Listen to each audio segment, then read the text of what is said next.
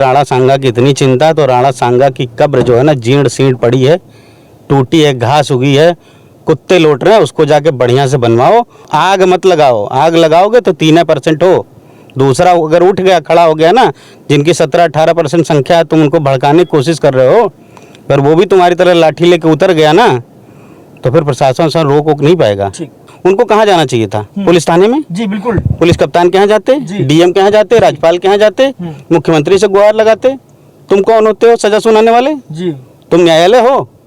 ये देश तुम्हारे बाप के खर्चे से चल रहा है कि तुम्हारे बाप की राजशाही है, तुम्हारा बाप यहाँ का राजा है? ये देश संविधान से चल रहा है। अभी वो कुछ दिन पहले ये कह रहे थे कि सिर्फ 2 मिनट के लिए पुलिस हटा लो, हम समाजवादी को ठीक कर देंगे, अखिलेश यादव को ठीक कर देंगे ना, यही कुछ ऐसा ही कुछ कह रहे थे ना। 3% की तुम्हारी संख्या है, तुम 17% और 15% के सपोर्टर से लड़ने की बात करो। लालजी सुमन का जो जाति समीकरण है ना, 12 से 15% तक लोग हैं, 3% लोग लड़ पाओगे? नमस्कार, मैं वीरू और आप देख रहे हैं काकोरी दंगल। दोस्तों इस वक्त मैं लखनऊ में मौजूद हूं और हमारे बीच यादव सेना के राष्ट्रीय अध्यक्ष शिव कुमार यादव जी, उनसे बातचीत करने का प्रयास करेंगे। करणी सेना को लेकर सवाल करेंगे। करणी सेना जो इसमें उत्तर प्रदेश में समाजवादी पार्टी के जो सांसद हैं लालजी सुमन को लेकर लगातार सियासत गरम है। जिस दिन से उन्होंने दिल्ली के सदन में जो बयानबाजी की थी, उस दिन से आज तक लगातार कहीं ना कहीं दिन प्रतिदिन नए नए सवाल सामने आ रहे हैं। करणी सेना ने कल आह्वान कर दिया है कि जो लालजी सुमन पर गोली मारकर उनकी हत्या करेगा, उनको 25 लाख रुपए का इनाम दिया जाएगा। हमारे बीच शिव कुमार यादव जी बातचीत करने का प्रयास करेंगे। करणी सेना कैसी सेना है, और जो लालजी समाजवादी पार्टी के दलित सांसद हैं, राज्यसभा सांसद, उनको लेकर इस तरह की चीजें सामने आ रही कि जो उनको ऑन द स्पॉट गोली मारेगा उनको 25 लाख रुपए का। देखिए, करणी सेना कैसी सेना है? हाँ। करणी सेना के कार्यकर्ता हैं, आप कभी सुनिए, उनका बयान सुनिए। कोई प्रदर्शन कर रहे हों, आजकल जैसे ये लोग कर रहे हैं लालजी सुमन जी को लेके, लालजी सुमन को लेके, रामजी सुमन को लेके, है ना, इनका टारगेट रामजी सुमन नहीं है, इनका टारगेट समाजवादी पार्टी है। बार बार समाजवादी पार्टी का जिक्र कर रहे हैं। तुम अगर बात करते हो रामजी सुमन की तो उनकी बात करो, और तुम जो मैं कह रहा था कि ये लोग जो प्रदर्शन करते हैं तो कहते हैं जय भवानी। आपने 70-80 के दशक की बातें सुनी होगी, तो जय भवानी करके, जय भवानी का नारा देके लूट लेते थे गांव के गांव। सब भवानी का नारा देके ये लोग 70-80 का दशक, एक आतंक जो था सामंतियों का, आताताइयों का, ठाकुरों का, वो कायम करना चाहते हैं। लेकिन ये लोग भूल गए हैं कि ये देश अब संविधान से चलता है, किसी के बाप की जागीर नहीं है, किसी की रियासत नहीं है कि तुम हमें फलाने के खेत में नहीं चलने दोगे, इस चक्रोट से नहीं जाने दोगे। ये देश संविधान से चलता है, और इस देश को आज़ाद करवाने में, अंग्रेजों से लड़ के आज़ादी लेने में देश के एक एक नागरिक का खून बहा है। ऐसा तो है नहीं कि तुम्हारा अकेला खून बहा है, तुमसे ज़्यादा खून बहा है लोगों का। न वो ये बात कर रहे हैं कि 10 तारीख तक उनको माफ़ी मांगने की बात कही गई है। अगर 10 तारीख तक वो माफ़ी नहीं मांगते हैं तो कह रहे पूरे देश के राजपूत आगरा को घेर लेंगे, ऐसी बातें कर रहे हैं। अरे भाई, कितने राजपूत हैं? तुम बात कर रहे हो ना, अभी वो कुछ दिन पहले ये कह रहे थे कि सिर्फ 2 मिनट के लिए पुलिस हटा लो, हम समाजवादी को ठीक कर देंगे, अखिलेश यादव को ठीक कर देंगे ना, यही कुछ ऐसा ही कुछ कह रहे थे ना। 3% की तुम्हारी संख्या है, तुम 17% और 15% के सपोर्टर से लड़ने की बात करो। लालजी सुमन का जो जाति समीकरण है ना, 12 से 15% तक लोग हैं, 3% लोग लड़ पाओगे? महाराष्ट्र का आंदोलन है, भूल गए क्या? हैं, भीमा कोरेगांव भूल गए? वही भीमा कोरेगांव अगर मजबूती से दलित खड़ा हो गया, दूसरा भीमा कोरेगांव उत्तर प्रदेश में हो जाएगा। फिर भागे भागे फिरोगे, फिर दुहाई दोगे कि देश में कानून नहीं है तो फलान नहीं, ढिमकान नहीं। आज तुम क्यों बोल रहे हो? इसलिए क्योंकि तुम्हारी बिरादरी का मुख्यमंत्री है।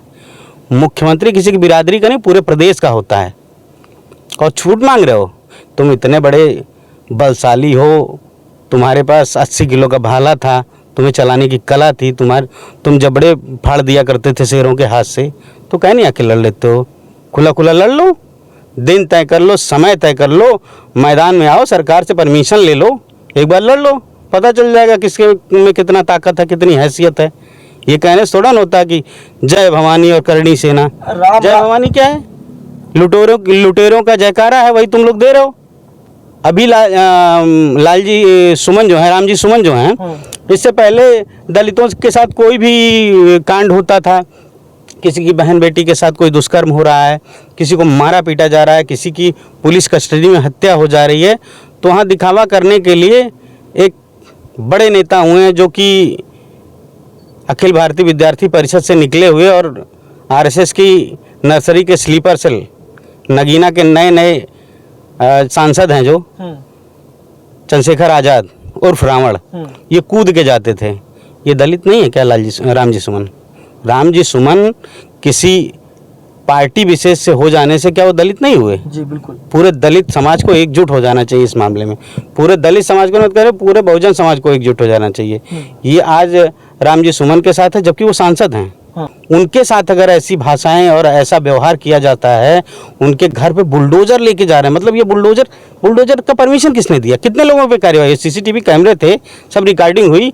इसका मतलब है कहीं ना कहीं पुलिस प्रशासन थोड़ी छूट दे रही है कि तुम ऐसा करो, और ये करके हम जो है अपने वोटों को पोलराइज करें और हम एक विशेष पार्टी को, एक जाति को गुंडा और माफिया घोषित कर दें। ये एक साजिश है। अभी देखो क्या है कि हमारे देश में ये चल रहा है कि अगर आपको अपना अधिकार मांगोगे ना जी, तो तुमको मुस्लिम से लड़ा देंगे, लेकिन तुमको तब कहेंगे तुम हिंदू हो।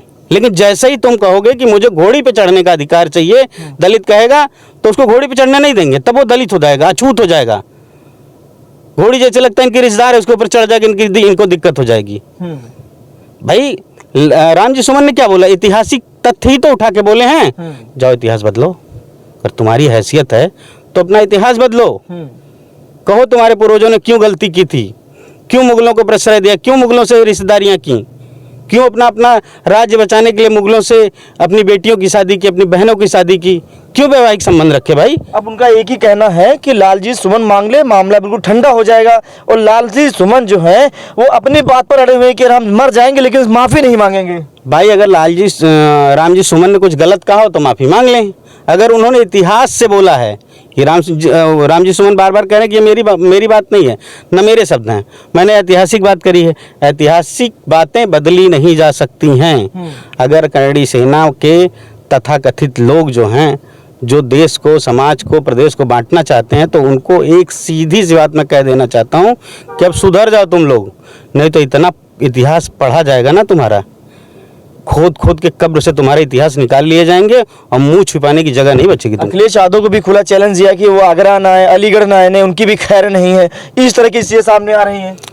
ये तो क्या अखिलेश यादव जहाँ रोक लेंगे क्या? ये मुट्ठी भर वो पागल टाइप के लोग हैं जो सोशल मीडिया पे रीच पाने के लिए, लाइक पाने के लिए और कमेंट पाने के लिए अपने बारे में खूब अच्छा सुनने के लिए बोलते हैं। इनको पता नहीं है कि तुम्हारी संख्या 3% है। और अखिलेश यादव, उनके पिताजी 3 बार मुख्यमंत्री रहे, ये 1 बार मुख्यमंत्री रहे, उनके पिताजी 1 बार रक्षा मंत्री रहे। जिस बिरादरी से आते हैं ना, उस बिरादरी की लगभग 15 से 18% की संख्या है उत्तर प्रदेश में। फूंक देंगे तो उड़ जाओगे। और तुम बता रहे हो कि मैं आने नहीं दूंगा, रोक लूँगा।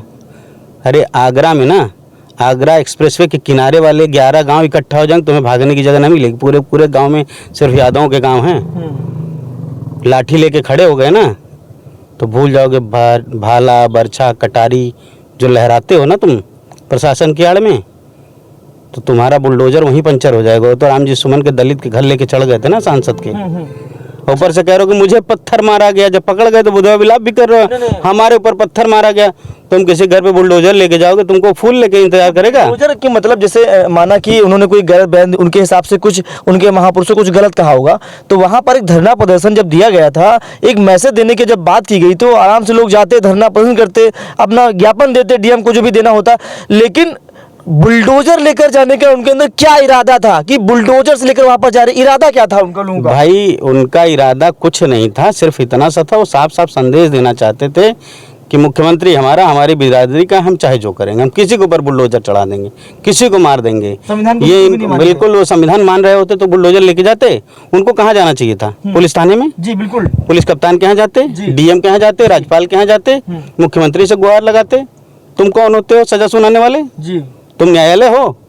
ये देश तुम्हारे बाप के खर्चे से चल रहा है कि तुम्हारे बाप की राजशाही है, तुम्हारा बाप यहाँ का राजा है? ये देश संविधान से चल रहा है। तो संविधान से चल रहा है तो संविधान परक बातें करो, उसके दायरे में रह के बातें करो, नहीं तो उसका जवाब तुम्हें मिलेगा। मैं तो बार बार कहता हूँ कि जितना खोदोगे उतना तुम्हारा इतिहास पढ़ा जाएगा।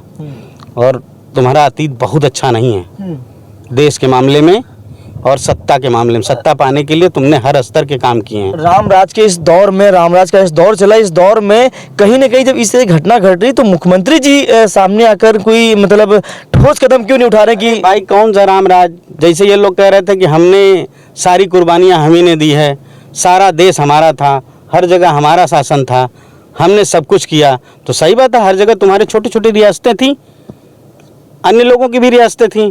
तुम लोगों ने अपनी रियासतें बचाने के लिए मुगलों से, हूणों से, अंग्रेजों तक से संबंध रखे और उसको कह रहे हो कि हम बहुत देश प्रेमी थे, बहुत बहादुर थे, हमने यहाँ लड़ाई लड़ी, वहाँ लड़ाई लड़ी और मैक्सिमम लड़ाई तुम हार गए। वैसे आज कह रहे हो हत्या बढ़ गई प्रदेश में, बलात्कार बढ़ गया प्रदेश में, गुंडागर्दी बढ़ गई प्रदेश में, लोगों का इनकाउंटर हो जा रहा है पुलिस कस्टडी में, लोग मार दिए जा रहे हैं, फेक इनकाउंटर्स हो रहे हैं। किसके हो रहे हैं? दलितों, बैकवर्डों के और अल्पसंख्यकों के हो रहे हैं। लेकिन सरकार और सरकार में बैठ के मलाई खाने वाले ढोल पीट रहे हैं रामराज रामराज। ये रामराजवाज नहीं कुछ है, ये ऐसा राज है जिसमें फिर से मनुवाद कायम किया जा रहा है कि दलित, पिछड़ा, अल्पसंख्यक अगर उनकी साजिश को सुन लेगा तो उनके कानों में शीशा पिघला के डाल। सवाल मैं आपसे पूछना चाहूंगा, उसके बाद मैं अपने वीडियो को समाप्त कर दूंगा। यादव सेना के आप राष्ट्रीय अध्यक्ष हैं शिव कुमार यादव जी, क्या कुछ कहना चाहेंगे अपने सेना के माध्यम से? जो आपकी जो आर्मी है, करनी सेना को क्या मैसेज देना चाहिए, क्या संदेश देना चाहिए कि इस मामले को लेकर शांत रहें या वो जो भी कर रहे ठीक करें? क्या मैसेज देना चाहेंगे? मैं तो करनी सेना को ये कहना चाहूँगा कि अपने समाज के हित का काम करो। जाओ, पहले राणा सांगा की इतनी चिंता, तो राणा सांगा की कब्र जो है ना जीर्ण सीर्ण पड़ी है, टूटी है, घास उगी है, कुत्ते लौट रहे हैं, उसको जाके बढ़िया से बनवाओ, उसके सम्मान की बात करो, अपने समाज के गरीबों के हित का काम करो, उनके हित के लिए लड़ो। आग मत लगाओ, आग लगाओगे तो 3% हो, दूसरा अगर उठ गया, खड़ा हो गया ना, जिनकी 17-18% संख्या है, तुम उनको भड़काने की कोशिश कर रहे हो, पर वो भी तुम्हारी तरह लाठी लेके उतर गया ना, तो फिर प्रशासन से रोक वोक नहीं पाएगा। ठीक है। हमारे बीच शिव कुमार यादव जी, हमारी उनसे बातचीत हो रही थी। करनी सेना के जो बयान हैं, जो कहीं न कहीं नए दिन, हर दिन एक नया बयान सामने आता है। अब उन्होंने अखिलेश यादव को खुला चुनौती देने के बाद कल उन्होंने जो मुकेश चौहान ने खुला तौर पर कह दिया कि जो उनको गोली मारेगा उनको 25 लाख रुपए का इनाम दिया जाएगा। उत्तर प्रदेश में योगी जी रामराज की बात करते हैं, क्या उनकी गिरफ्तारी होगी?